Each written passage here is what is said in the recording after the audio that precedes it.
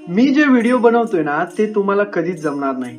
असा मीपणा जर तुमच्यामध्ये येत असेल तर तुम्ही जी भक्ती करताय त्याचा काहीच उपयोग नाही. महाराज म्हणतात, अहंकाराचा वारा न लागो राजसा, माझी या विष्णुदासा भाविकासी. महाराज म्हणतात, ज्या ठिकाणी तुमचा मीपणा येईल, मी मोठा आहे, माझ्यासारखं कोणालाच येणार नाही, किंवा मी सर्वात मोठा आहे, मला चांगला मान भेटला पाहिजे, अशी वाक्य जर तुमच्या तोंडामध्ये येत असतील तर तुम्ही केलेली भक्ती काहीच उपयोगाची नाही.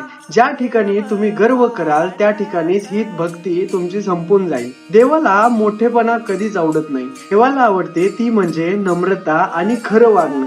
आणि माऊली, खरंच जर तुम्ही तुमच्या आयुष्यामध्ये भक्ती करत असाल ना तर मीपणा सोडून द्या, नम्र राहा, खरेपणा राहा आणि देवाशी एकनिष्ठ राहा. तुमचा ज्या वेळेस अहंकार जाईल त्यावेळेस देव आपोआप तुमच्याकडे येईल.